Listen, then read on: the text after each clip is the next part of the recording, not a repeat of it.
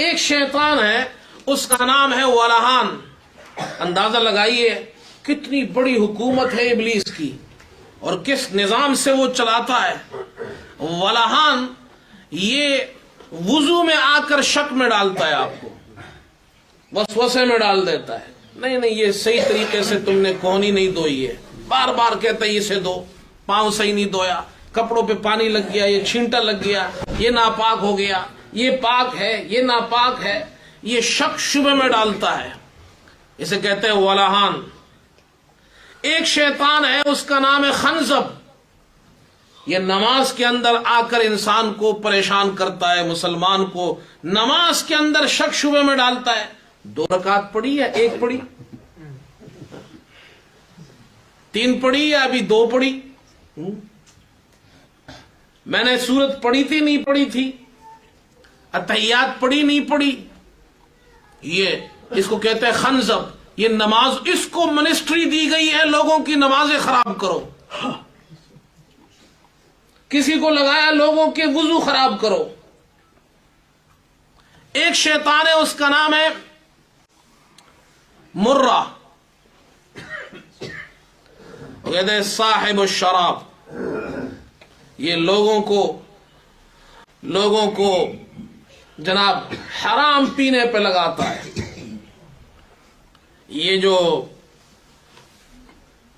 شراب، نشے کی جتنی چیزیں ہیں، یہ انڈسٹری اس کو دی گئی ہے، بھئی تم یہ سنبھالو، دنیا میں لوگوں کو شراب پہ لگانا، حرام پہ لگانا، اس پہ تم لوگوں کو ابھارو، یہ تمہارا کام ہے۔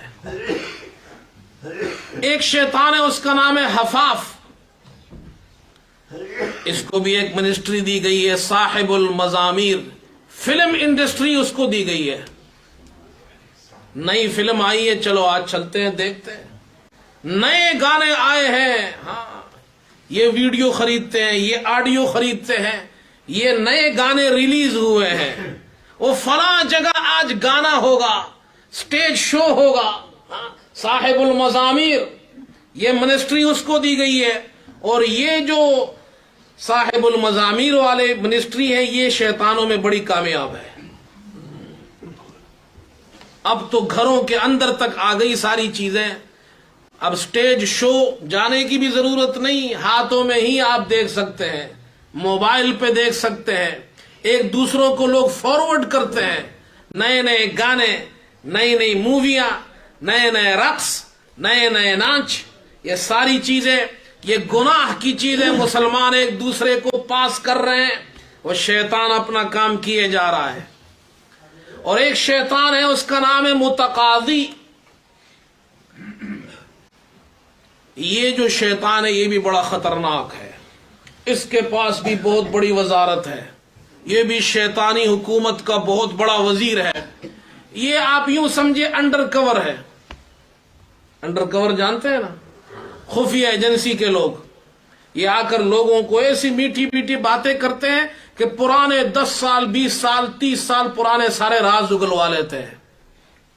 انڈر کور لوگ تو یہی کرتے ہیں، خفیہ ایجنسی والے۔ تو شیطانوں کے اندر ایک شیطان ہے، اس کا نام ہے متقاضی۔ یہ جو متقاضی ہے، یہ اس کے بارے میں آتا ہے، انسان نے ایک کام کیا ہوتا ہے 20 سال پہلے اور کسی کو نہیں بتایا ہوتا ہے، وہ گناہ کا کام کیا، اسے بتایا نہیں کسی کو، یہ آ کر اسے ابھارتا ہے، 20 سال تک جس بات کو اس نے چھپائے رکھا تھا وہ اس کو ابھارتا ہے، اور وہ پھر محفل میں، مجلس میں لوگوں کو بتاتا ہے، ہاں جی جوانی میں ہم بھی شراب پیتے تھے۔ حضور پاک علیہ السلام نے فرمایا، میری امت کا ہر گنہگار معاف ہے سوائے اس کے جو مجاہر ہو۔